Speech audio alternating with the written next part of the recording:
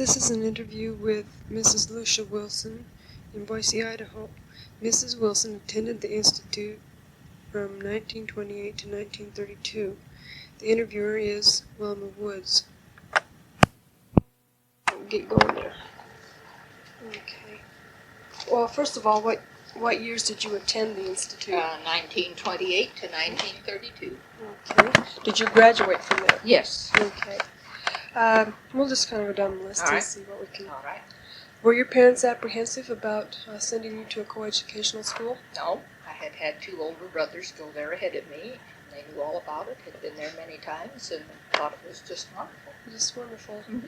And didn't your parents resent the fact that you should stay home and help them with their work? No. Maybe on the farm? No, by that time we did not live on a farm. Oh. What were your parents' occupation? By that time, my father had sold the farm, and we lived in council, and he was justice of the peace there for the village of council. So your parents could afford to send you to the school? Well, no, not necessarily. We all worked all the time, you see. We worked at part-time. Mm-hmm. And you worked in the school for your wages? Yes. I had for your several. fees? Yes. What was your particular job? Well, it varied from year to year. Oftentimes it was in the dining room. You might help serve plates. You might also work in the kitchen. I also did some janitorial work, taking care of the girls' parlor and things like that. Everybody had some kind of a job, or most people did. Okay. While you were at the Institute, were visitors allowed at the school? Yeah. There was no restrictions No. at all? No. Where did they stay if they did come? There were a few rooms there for parents or friends that were usually available. The Dean of Women always had one. I think that was true of the principal, and sometimes even at the infirmary. If it wasn't full, people slept there. Okay. How far away? You lived in Council, so Yes. how far was that from That's you? about 60 miles. About 60 miles. How did you originally find out about the Institute? Well, as I say, I had older brothers go there, and just how they found out about it, I don't know. That was quite a bit ahead of my time. So I suppose through papers or through people, other people, their friends perhaps. I don't really know that. While you were at home, were many people talking about the Institute? Yes. So you heard by word of Oh, mouth yes. also? Yes. Okay. Did the schooling at the Institute change your life in any way? Do you think it had an effect upon you? Perhaps so, because they really did instill in us to go on to school. Of course, my parents did too, so I went on to the University of Idaho from there, and perhaps I got a lot of encouragement from teachers there. Whether I got more than I would have any place else, that I don't know. Do you remember any of your teachers, what they were like? A few. The home economics teachers were the ones that, of course, impressed me most, because that was what I was interested in and went on to graduate in. And I've never heard of them since, but they were very fine people and very instrumental in helping us want to go on and to better our lives, let's say. So they sort of gave you an initiative or incentive to go on. Yes, they did. Do you remember Mr. Paddock? Yes. What was he like? Well, of course, by the time I got to school there, he was getting to be quite an elderly gentleman, but very friendly. He knew everybody by their first names. He made it a point that he knew every boy and girl. Even in his later years, he knew people. And we all looked up to him with a great deal of respect.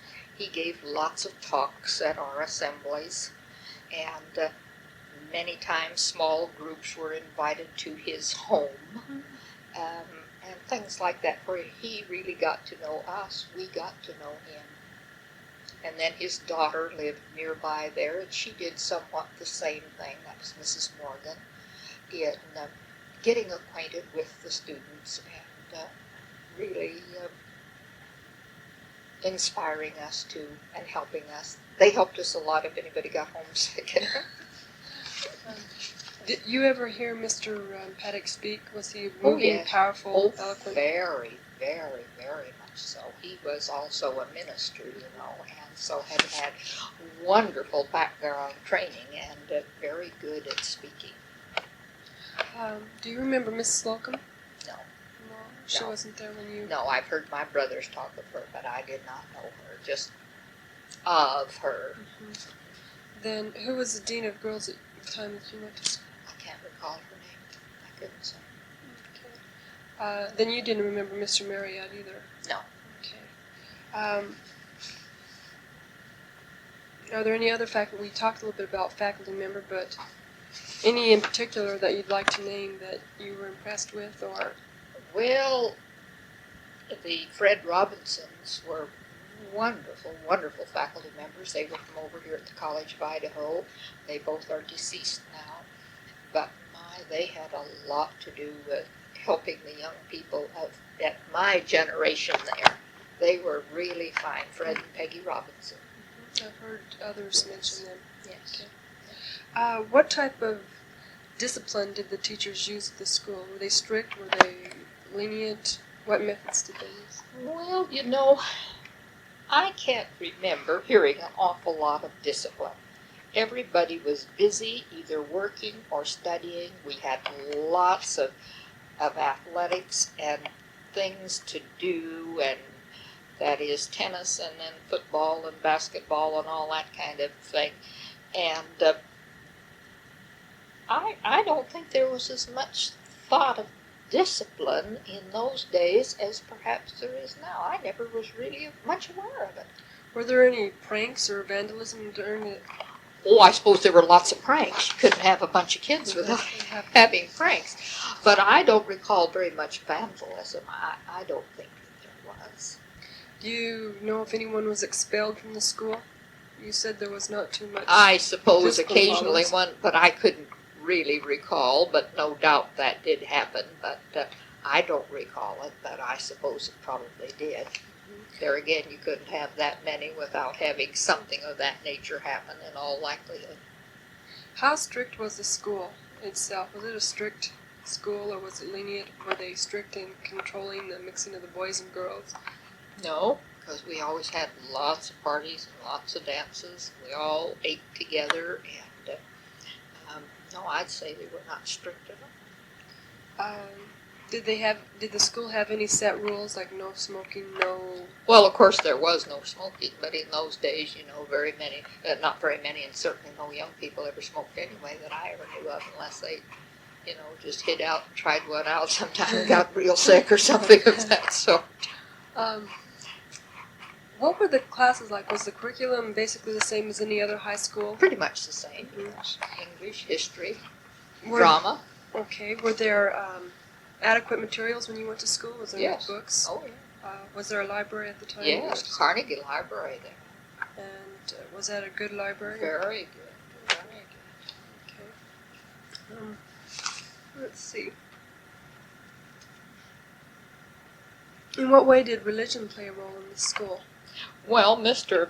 Paddock, of course, being a former minister, he had lots of church ties, especially in the eastern states where he used to go and get part of his money for building the school for Western youth.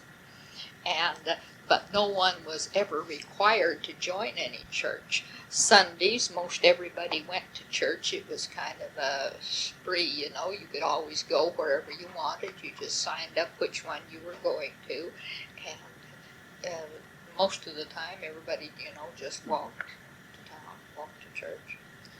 Did you resent the fact that there was religion in the school? No, because it was just low-key. Nobody ever thought anything about it, as I recall. Okay. Let's see. What were some of the extracurricular activities at the school? You mentioned tennis and Basketball, volleyball, football, swimming. Hiking was one of the big things hiking clubs.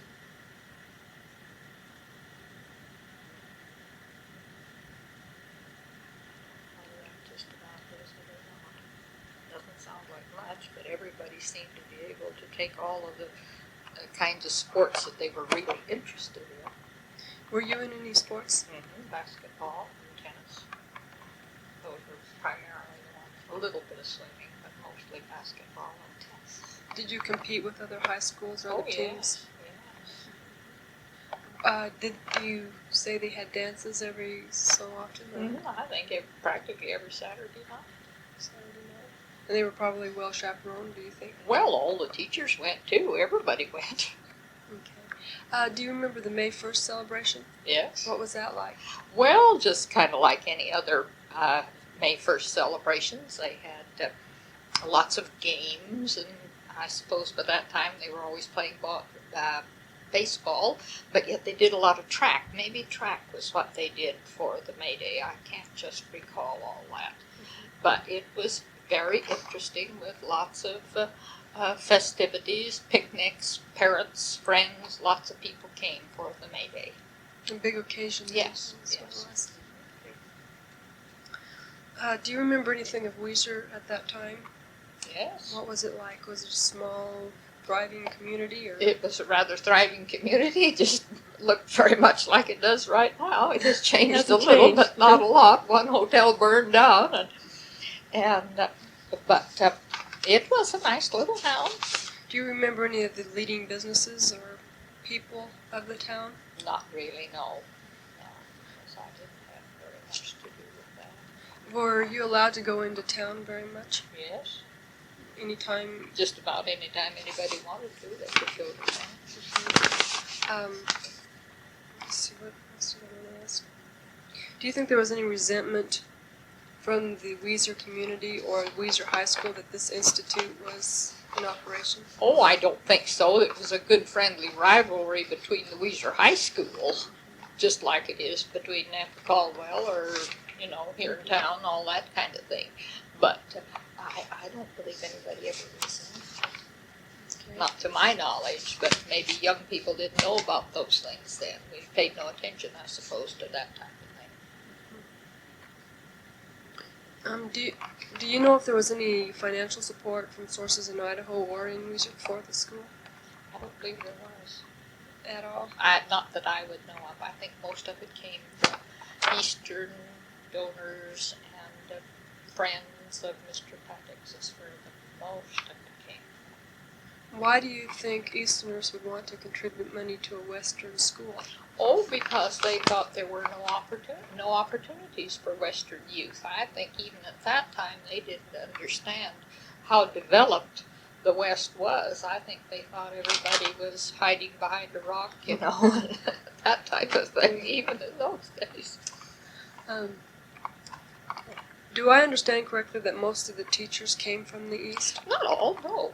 Montana teachers and home economics teachers from Oregon State. Oh. Well, how do you think most of the teachers adjusted to Weiser and the Institute? Well, I think maybe they kind of liked it. A lot of them stayed a good many years. I really think maybe they did. Okay. That would be my indication. Now, of course, in those times, it was hard to get jobs, so that might have had something to do with it. But they did stay quite a long while. Okay. Was there a student government at the school? Mm-hmm. What, was it just like a high school? Yes. Student body presidents, and every class had their own organization of president and secretary and all that type of thing, just like they do any school I ever heard of. Mm-hmm. What are some other impressions you have of the school that you'd like to recall? Well, great fun, and everybody got so well acquainted that to this day we're almost just like brothers and sisters. We still correspond, we see each other a lot, and we really developed the deepest friendships. I think a lot more than just schools where ordinary high schools, you see, where there's no living together. But they really did develop deep friendships, and it's great fun now when everybody comes back for the annual picnic. And of course, we've all changed, but we're still very, very closely knit. People come as far as Florida and Alaska almost every year to attend that picnic. Minnesota. So, of course, they're scattered everywhere. And California. And we just really think a tremendous lot of each other. So do you think that it being a boarding school made it different? I mean, that was the reason why it was so different than an ordinary high school? Yes, I think so. What was a day like in your life at the school? Well, everybody always got up early. Everybody went to breakfast. And then just the ordinary school day, lunch at noon, and probably a lot of games and things after school before dinner in the evening. And there was also lots of time for everyone did their own laundry. There was a laundry room there, quite adequate in those days. Everybody did that. And so one always had time to do that, or to work at a job if that's when your job was. And then, as I recall, most everybody had studying to do in the evening. Special programs, perhaps. So you don't think the work that you had to do interfered with your studying at all? Oh, no. No. It was always planned around so that it didn't. We were all quite proud of the jobs we had, because in those times, jobs were precious, precious items. Do you know anything about the time capsule that was placed at the Institute? No. Okay. The school closed in 1933, right? Yes. Why do you think it closed? I think upon Mr. Paddock's death, when there was nobody there to make the financial contacts, bring in the money. He could do it. Nobody else had those contacts. Okay. And then, too, I think it had, in a way, outgrown its usefulness, because so many of the smaller towns around were by then having good high schools. When it started, most of them had none. So there is a cycle, perhaps, for everything. Okay. It's about this right.